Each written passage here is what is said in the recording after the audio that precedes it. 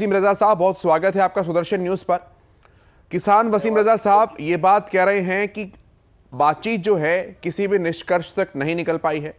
कल कृषि मंत्री के द्वारा बातचीत के बाद कहा गया कि बातचीत सकारात्मक रही। हम किसकी बात को ठीक माने सर?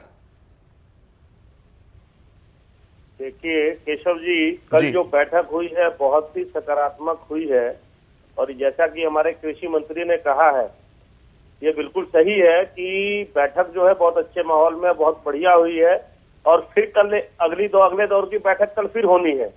तो कहीं ना कहीं इस संघर्ष का रिजल्ट जो है बैठकों से ही निकलेगा, संघर्ष से नहीं।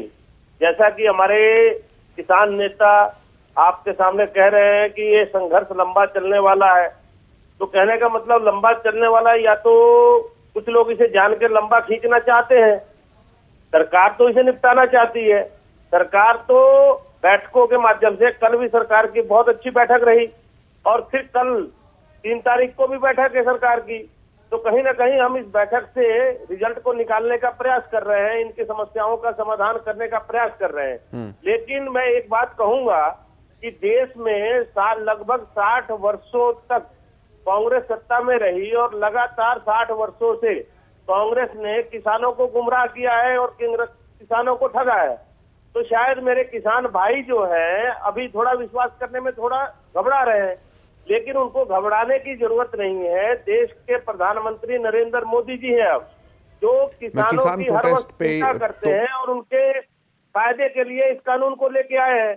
तो कहीं ना कहीं किसानों के मन में वही पुरानी सरकारों का साफ दिख रहा है। कहीं ना कहीं उनको ये लग रहा है जैसे इससे पहले की सरकारें जो रही हैं उन्होंने किसानों को मूर्ख बनाने का काम किया, गुमराह करने का काम किया, किसानों रिपोर्टर जो है करने का कार्य किया। रजा साहब, हमारे रिपोर्टर जो है इस समय बुराड़ी ग्राउंड में मौजूद हैं।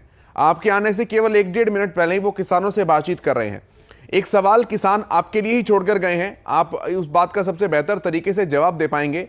वो कह रहे हैं कि जब हमने किसानों ने सरकार से बिल मांगा ही नहीं, सुधार मांगे ही नहीं, तो क्यों सरकार हमारे बारे में सोच रही है, क्यों इस बिल को हमारे ऊपर थोपने का प्रयास किया जा रहा है? ये उनका प्रश्न है सर।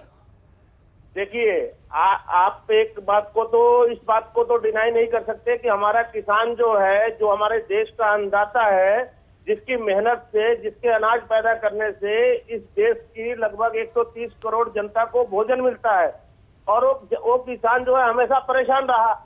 और आप लगातार इस चीज को देखते रहे कि जगह जगह से समाचार मिलता है कि किसान जो है लगातार खुदकुशी करता रहता है, कर्ज से परेशान रहता है। तो ये बिल जो है उनको सशक्त करने के लिए, मजबूत करने के लिए लेके आया गया। किसान जत्थेबंदियों ने या किसान के लोगों ने तो ये भी नहीं मांग की थी कि किसान सम्मान निधि मिले। भारत के प्रधानमंत्री आदरणीय नरेंद्र मोदी जी ने किसान सम्मान निधि लेके आए। किसान सम्मान निधि के माध्यम से देश के सभी किसानों को 6,000 रुपए डायरेक्ट उनके खातों में मिले।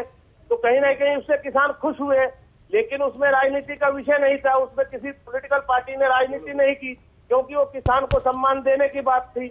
और आज जो है ये कानून जो आया है, इस कानून से कहीं ना कहीं देश का किसान जो है मजबूत होगा। और अब ये विपक्ष को और कुछ जो है दूसरे अन्य संगठन जो है, कई लोगों की इसमें से किसानों से, जिनको किसानों को लेके राजनीति करने पे, किसानी के ऊपर राजनीति करने का मौका मिलता था, वो उनसे खिसकता नजर आ रहा है। इस कानून के बन जाने से किसान मजबूत होगा, किसान आत्महत्या नहीं करेगा, किसान जो है, किसान की गरीबी दूर होगी। ये कानून तो प्रधानमंत्री नरेंद्र मोदी जी ने किसानों को मजबूत करने के लेके आए हैं।